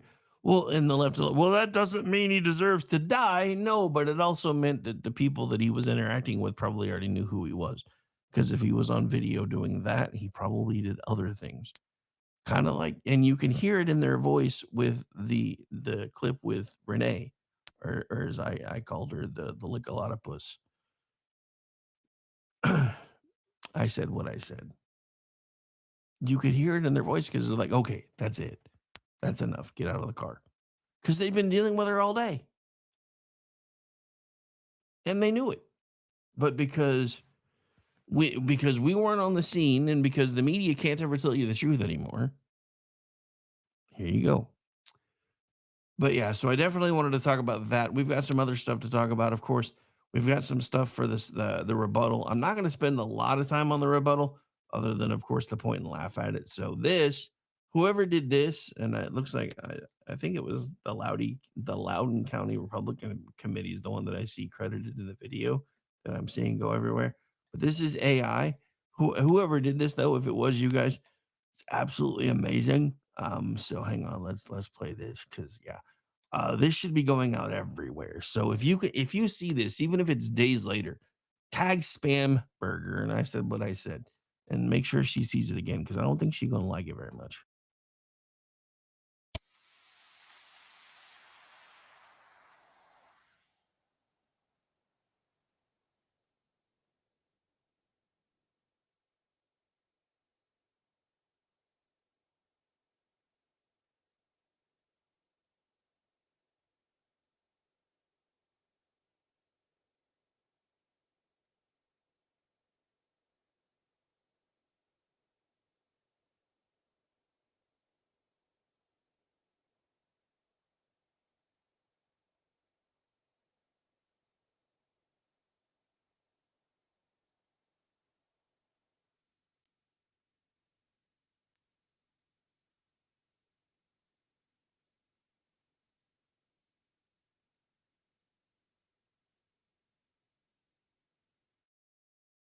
All right, so I'm gonna cut it off there because I just realized the audio is not playing for you guys. But the part that I wanted to show was the video part anyway. So yeah, this is the irony of the rebuttal last night because one of the first things that she says is talking about how Trump has made America more unaffordable. Earmuffs for small children or turn it off in 3, 2, 1. Bitch, please. You have been in office for how long? And you are trying to pass every freaking tax known to man. And you want to start talking about how unaffordable things are under Trump's America. And I said, again, I said this to Pocahontas directly on her account today. I don't know if she'll ever see it, but I said it. The reason it's more expensive for you where you live is because you keep living you've moved to a blue, most likely a blue city in a blue county in a blue state, and they told you up front, we're going to do everything we can to make sure Trump fails. That means governors like JB Pritzker have been doing whatever they can to pass whatever they can to make sure that if the economy does improve, those of you that live in places like Illinois don't notice. Guess what? Because of crap like that, y'all are losing the Bears. Because of crap like that, Spamberger just lost Boeing. Guess where they're going? They're going to red cities and red states because those are pro-business. You guys are going to lose everything. And eventually, I keep saying there at some point there's going to be a national divorce. I don't think there's going to need to be one because at some point you guys are just going to you're going to be done. You're going to have no money. You're going to get to the point where the only people left in blue cities and blue states are the poorest possible people. And then you're going to go bankrupt trying to take care of them. Then you're going to be coming back to us going, we need more money from you. No, you don't. You were getting, and that's the thing. That's one of the things I absolutely love about the left. Dude, I just realized in my own ears I sound a lot like BZ today, so I don't know if it sounds like that out there, but yeah, when I get really raspy, I was like, dude, that sounded like BZ. But yeah, one of the things I absolutely love about the left is hearing them. Well, if you look at the numbers, blue cities and blue states actually have more money than red states. Yeah, that's because you guys get a lot of your state taxes back through the SALT stuff from the federal government. So they take the money from us and give it back to you, and then it gets reinvested in your economy. So it makes you look like you have more money than us, when in reality, you're stealing money from us. You know what? I'm ready for that spigot to be turned off too, because I'm not supporting any of this crap anymore. I don't want to support sanctuary city policies. I don't want to support open borders. This is exactly what I voted for. It may seem heartless to a lot of you who want to lead with your feelings and lead with your heart and stay in your emotions 90% of the time, but they want you doing that. Because if they can keep you responding emotionally, then you are not using your prefrontal cortex. You are responding with your amygdala, which is your primitive brain. It is the one that is basically instinct, fight or flight. And that's where they need you living, because if they can keep you amped up, keep you emotional, then you are not responding logically.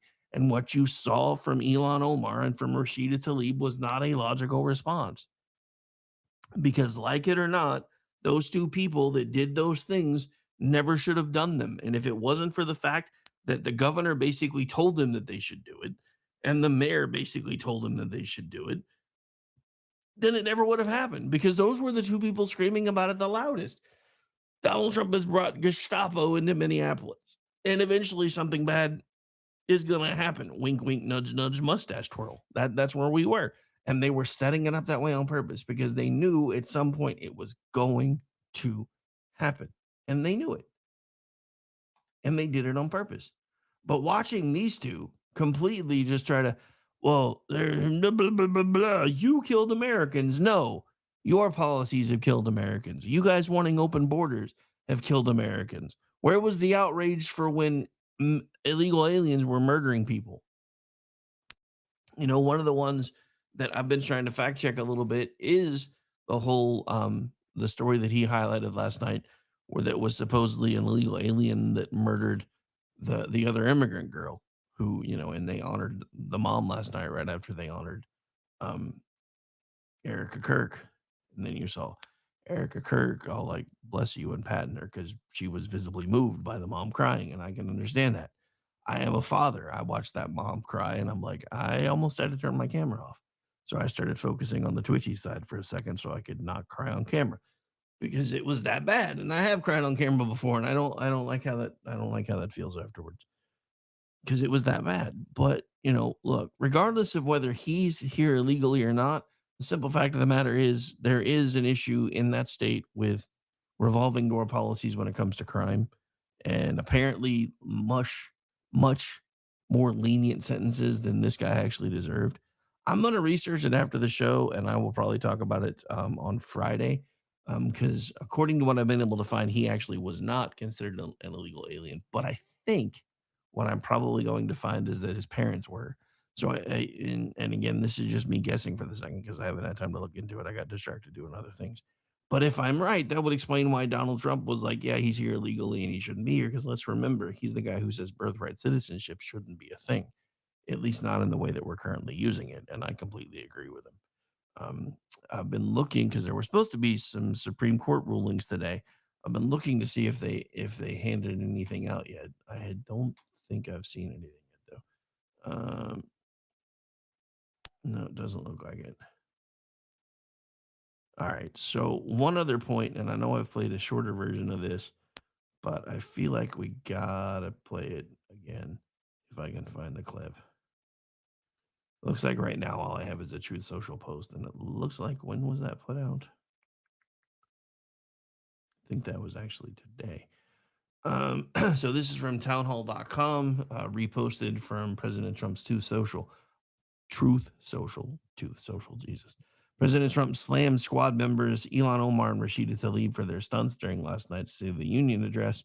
And I quote, when you watch low IQ Elon Omar and Rashida Tlaib as they screamed uncontrollably last night at the very elegant State of the Union, such an important and beautiful event, they had the bulging, bloodshot eyes of crazy people, lunatics, mentally deranged, and sick who frankly looked like they should be institutionalized. When people can behave like that, and knowing that they are crooked and corrupt politicians, so bad for our country, we should send them back from where they came as fast as possible. They can only damage the United States of America. They can do nothing to help it. They should actually get on a boat with Trump deranged Robert De Niro, another sick and demented person, who I believe has an extremely low IQ, has absolutely no idea of what he is doing or saying, some of which is seriously criminal. When I watched him break down in tears last night, wait, he did that? I got to go find that. I didn't see that. Much like a child would do, I realized that he may be even sicker than crazy Rosie O'Donnell, who is right now in Ireland trying to figure out how to come back into our beautiful United States. No. So yeah, I'm backtracking again. The only difference between De Niro and Rosie is that she is probably somewhat smarter than him, which isn't saying much. The good news is that America is now bigger, better, richer, and stronger than ever before, and it's driving them absolutely crazy. So apparently Rosie O'Donnell is, I guess, according to Trump, trying to figure out how to get back into the United States. But no. Hey, Ireland, no takebacks, bro. No takebacks.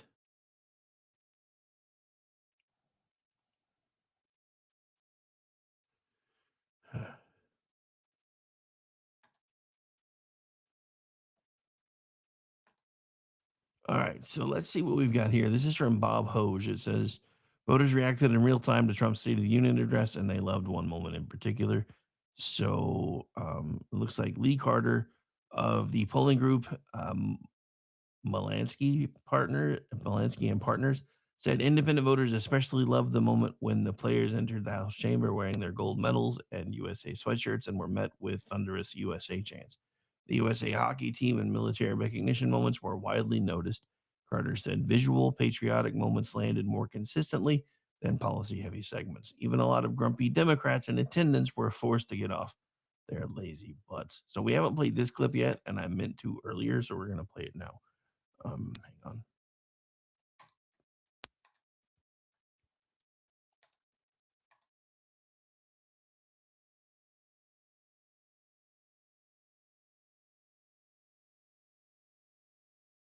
And if you're not at least chanting USA in your head right now, why are you watching everybody's face?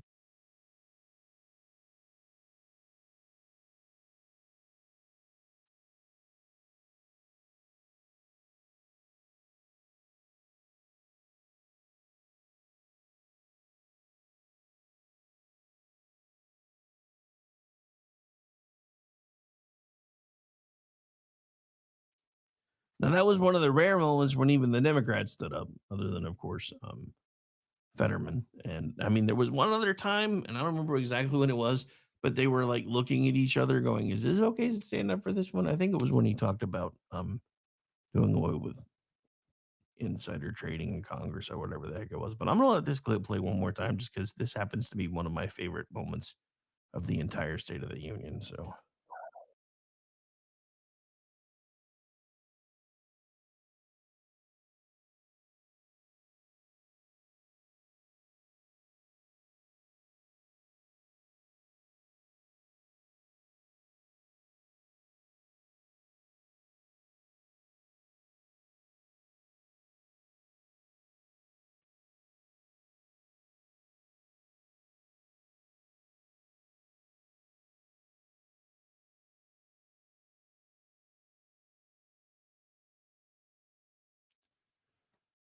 all right, so a couple of hot takes as we get ready to wind things down for the day. Don't forget, come back tonight starting at 7 p.m. Eastern. There is a special edition of Kingdom and Country that I've had ready to go for a few days, but because of uh, emergency situations and voice issues, etc., I didn't feel like I was going to be able to do that one justice. So I'm hoping I can get it out of the way tonight. Again, that's starting at 7 p.m. Eastern.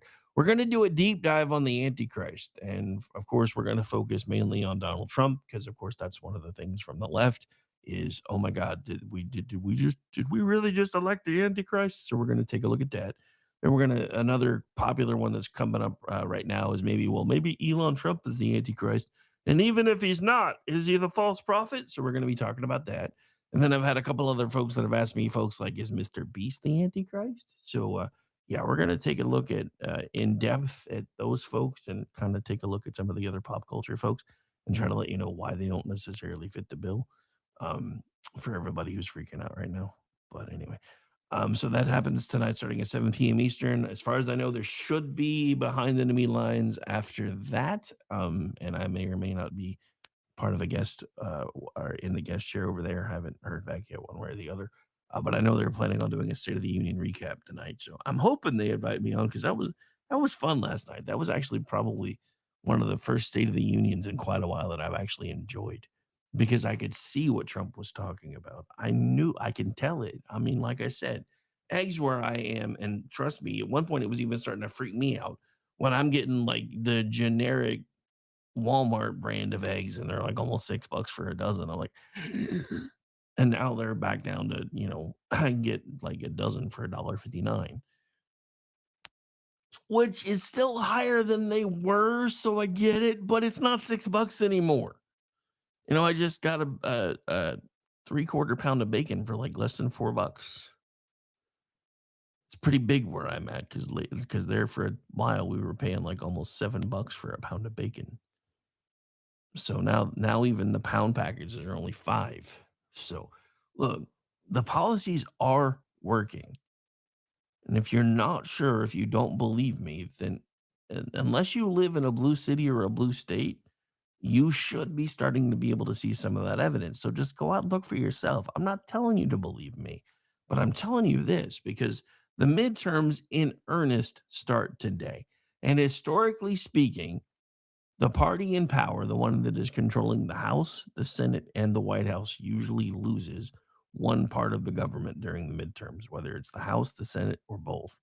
And we can't let that happen this time because that means that if that happens, every bit of progress that has been made, even if it's not all the progress that we have wanted, will go away. So we can't let that happen.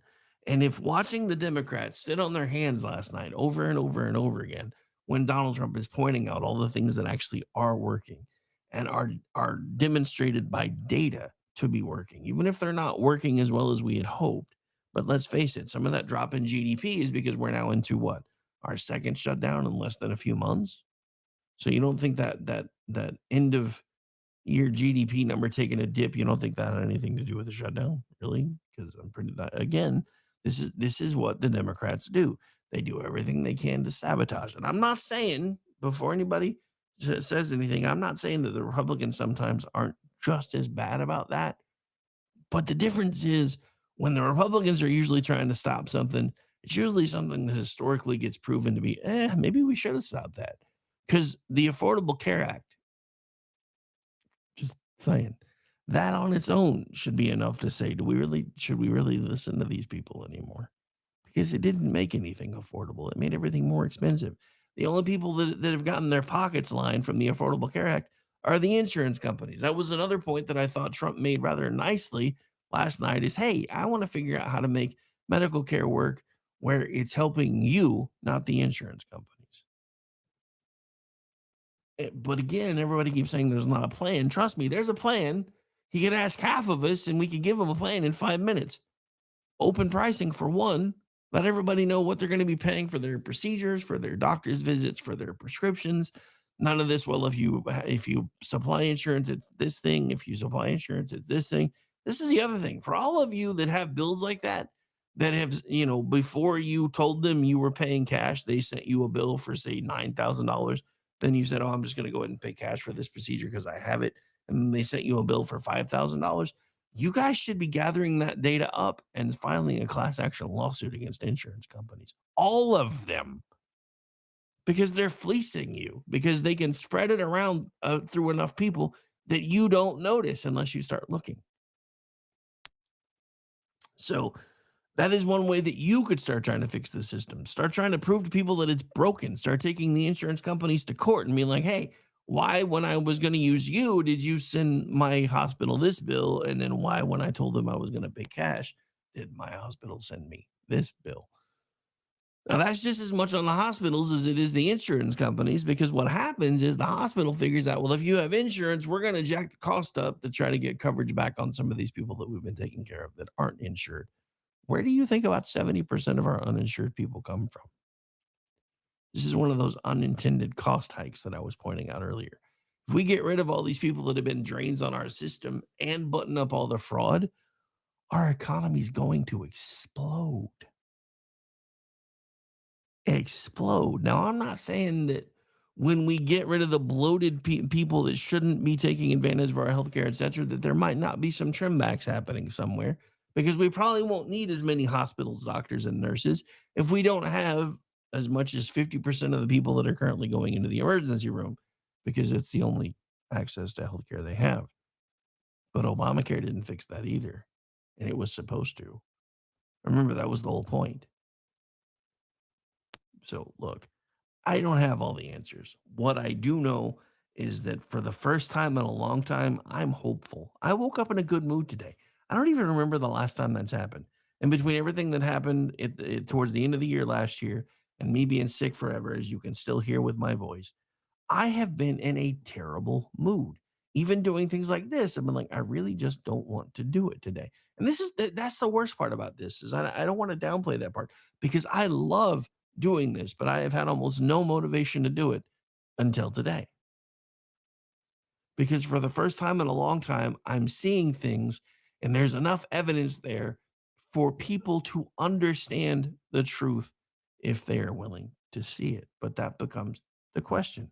Are they going to be willing to see it? I'm hoping for a lot of you folks that are not spending all of your time with your amygdala overly stimulated that you're going to be able to look at some of these things logically and going, well, this screaming and yelling doesn't make any sense.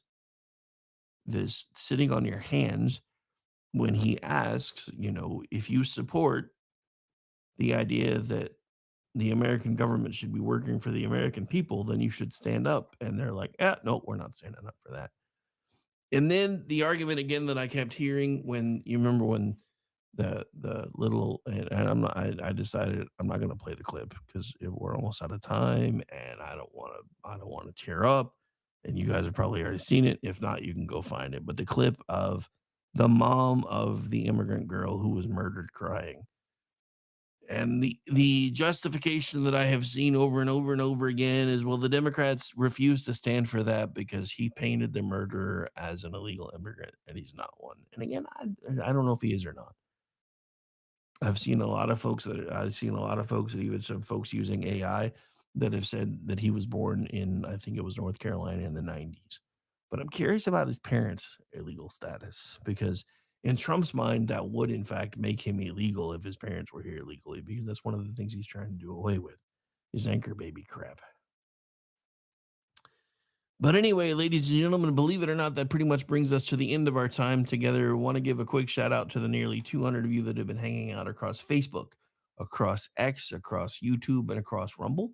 Thank you so much for taking time out of your day today. I know to a lot of you, well, that doesn't seem like a huge number, dude. That's a movie theater. And if I was charging $10 a head, I would have just made $2,000 for this show. Just pointing that out. We don't do that, though. We allow you guys to decide what we're worth. So if it's just even an investment of your time, thank you so much for hanging out with us.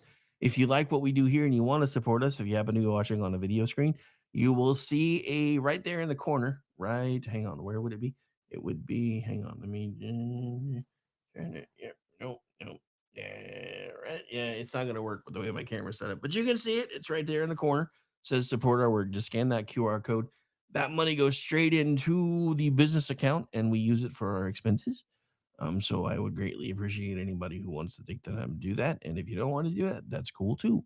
Like I said, another easy way to support us is to go find us on Spreaker or on iHeartRadio or pretty much any other podcatcher and listen to us there. Even if you've already caught the live show, if you got to go back and listen to the audio later, those are ad supported. So make sure you share those out.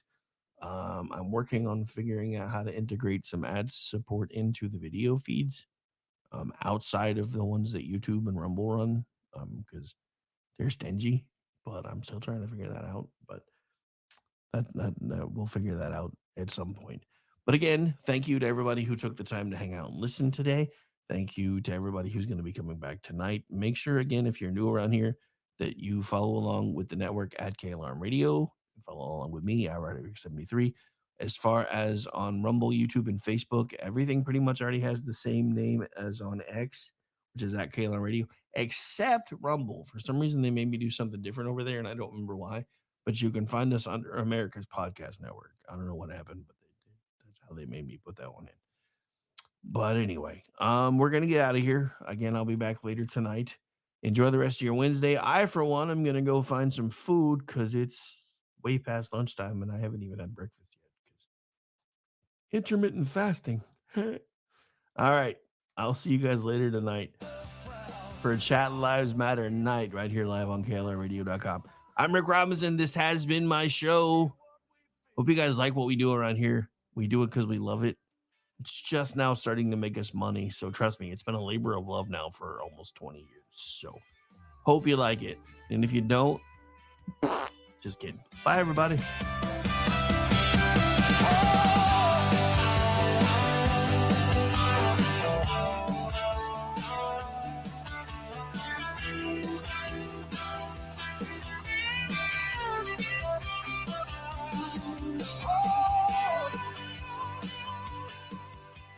Say goodnight, Gracie.